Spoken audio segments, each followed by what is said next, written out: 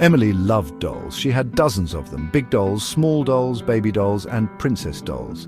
Each one held a special place in her heart. Her favorite thing to do was play in her dollhouse. It was a grand Victorian mansion, a gift from her father. Emily spent hours arranging her dolls, creating elaborate stories and adventures for them. Emily's grandmother Nana loved to spoil her. She traveled all over the world, always bringing back exotic gifts. Nana had a knack for finding the most unique and beautiful dolls. Emily cherished each one. She would carefully place them on her shelf, her doll collection growing with each visit from her beloved grandmother. One sunny afternoon, Nana arrived with a new addition for Emily's collection. This time it was a porcelain doll, more exquisite than any other Emily had ever seen. Emily ran to her grandmother for a hug, her eyes sparkling with anticipation for Nana's latest treasure. Little did she know this doll was different. This doll was special. This doll would change everything. The porcelain doll was breathtaking. It came in a beautiful box lined with velvet. The doll was dressed in a white lace dress, her delicate hands holding a tiny porcelain rose. Her eyes were a piercing blue and her lips were painted a delicate pink. Long curly locks of auburn hair cascaded down her back, framing her rosy cheeks. She was perfect. "Her name is Annabelle," Nana said, her voice soft and warm. "I found her in a little antique shop in Europe. The shopkeeper said she was very special." Emily gasped. She had never seen a doll so lifelike. It was as if Annabelle was staring right at her. Her blue eyes seemed to hold a hint of mischief, and Emily couldn't help but feel a strange connection to her. Emily carefully lifted Annabelle out of the box. The doll was surprisingly heavy, and her porcelain skin was cold to the touch. As Emily held her, she couldn't shake the feeling that the doll was looking back at her. Emily giggled, attributing it to her imagination. She'd always wanted a doll like this. She knew Annabelle would be her most prized possession. The first few nights with Annabelle were peaceful. Emily insisted on keeping the doll on her bedside table. She loved to fall asleep looking at her beautiful face. But soon things began to change. Emily started to hear things at night. Soft whispers seemed to come from the corner of her room, just at the edge of her hearing. She would sit up in bed, her heart pounding. Was it just her imagination? Or was something else in the room with her? The whispers seemed to be coming from Annabelle. It was as if the doll was trying to speak to her. Emily would shake her head, telling herself it was just her imagination. But deep down, she couldn't shake the feeling that something wasn't right. One night, Emily woke up with a start. The whispers were louder now, more insistent. She could have sworn she heard her name being called, soft and low, as if someone were right next to her ear. Emily turned to look at Annabelle. The doll's blue eyes seemed to gleam in the darkness, and Emily could have sworn she saw her lips move. Emily tried to scream, but no sound came out. She was paralyzed with fear, her body frozen in place. The whispers grew louder, swirling around her like a whirlwind. Emily felt a cold dread creep into her heart as she realized that the whispers weren't coming from Annabelle. They were coming from inside her head. She shut her eyes tight, willing the whispers to go away, but they only grew stronger, wrapping around her like icy fingers. Emily wanted to run, to hide, but she couldn't move. It was as if something was holding her captive, its grip tightening with each passing moment. Then, as quickly as they had started, the whispers stopped. Emily slowly opened her eyes, her body still trembling. She looked at Annabelle, her heart pounding in her chest. The doll sat on the bedside table, her porcelain face serene and expressionless in the moonlight. But Emily couldn't shake the feeling that something was different. It was as if the doll was watching her, its blue eyes burning into her soul.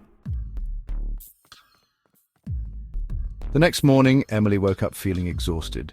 She couldn't remember much of the night before, only fragments of nightmares and the chilling feeling of being watched. She tried to shake off the unsettling memories, attributing it all to a bad dream. But as she glanced at Annabelle, still perched on her bedside table, a shiver ran down her spine. An unsettling silence hung in the air throughout the day. Emily's usual cheerful laughter was replaced with a nervous quiet. She couldn't bring herself to go near Annabelle, the doll's once charming features now twisted into a grotesque mockery. Her blue eyes, once sparkling with life, now seemed cold and lifeless. As dusk approached, Emily's parents noticed her unusual behavior. They tried to talk to her, to coax out the source of her fear, but Emily couldn't bring herself to utter the horrors that plagued her thoughts, the whispers, the chilling gaze of the doll. It all felt too real, too terrifying to put into words. Nightfall arrived, casting an eerie glow on Emily's room. Her parents tucked her into bed, promising to leave the hallway light on. Emily lay awake long after they left, her heart pounding with a nameless dread. She couldn't shake the feeling that something was terribly wrong. Then she heard it again, a soft whisper, barely audible, coming from the foot of her bed. It called her name, beckoning her closer. Emily squeezed her eyes shut, her small body trembling beneath the covers. She tried to scream, to call for her parents, but no sound escaped her lips. The next morning, Emily's parents found her bed empty. The room was eerily silent, the morning light revealing an overturned chair and the window standing wide open. Panic surged through them as they searched frantically for any sign of their daughter. Their cries echoed through the empty house, each unanswered call amplifying their growing fear. As they searched Emily's room again, their eyes fell upon the porcelain doll, lying discarded on the floor beside the overturned bedside table. A chill ran down their spines as they noticed the doll's position. Its lifeless blue eyes seemed to stare directly at the open window, a cruel parody of a child's toy. The police arrived, their faces grim as they surveyed the scene. They questioned Emily's distraught parents, their words tumbling over each other in a desperate attempt to make sense of the impossible. The house was searched from top to bottom, but there was no sign of a struggle, no forced entry, no trace of Emily. Days turned into weeks, and the once bright hope of finding Emily dwindled with each passing hour.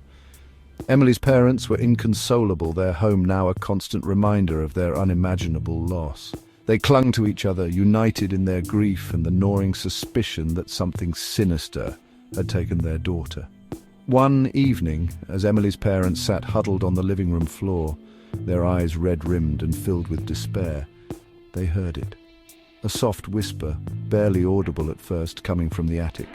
It was Emily's name, spoken in a low, sing-song voice that sent shivers crawling down their spines. With a shared look of dread, they slowly made their way toward the attic door, their hearts pounding in their chests. As they reached the top of the stairs, the whispering grew louder, accompanied by a faint scratching sound. Emily's father, armed with a heavy flashlight, cautiously pushed the attic door open, the rusty hinges groaning in protest.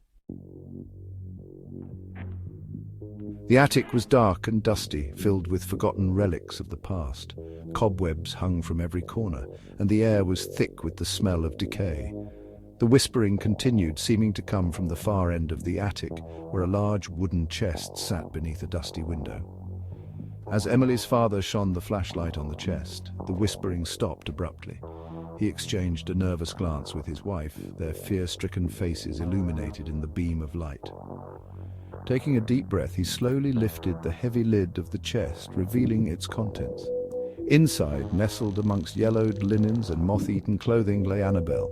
The porcelain doll seemed to gleam in the dim light, its blue eyes wide and staring. As Emily's mother reached out to touch it, the whispering started again, louder this time, filled with a chilling malice that made her recoil in horror. Without a word, Emily's father slammed the chest shut, the sound echoing through the silent attic. They retreated from the attic, their hearts pounding in their chests, the sound of Emily's name echoing in their ears. The chest, along with its sinister resident, was removed from the house and locked away in the furthest corner of the attic. The whispers continued for a while, softer now, as if fading into the background noise of the old house. But they never truly ceased, serving as a constant reminder of the darkness that had invaded their lives. Word of Emily's disappearance spread throughout the town, casting a pall over the once peaceful community. The porcelain doll, Annabelle, became the stuff of local legend, a cautionary tale whispered amongst parents to keep their children away from strange and beautiful toys. Years passed, and the memory of Emily faded into whispers and shadows. But the legend of the whispering doll lived on, a chilling reminder that some things are best left untouched, hidden away in the darkest corners of our fears. And in the quiet of the night, when the wind whistled through the trees and the shadows danced on the walls, those who dared to listen could still hear the faintest of whispers, calling out a name, Emily.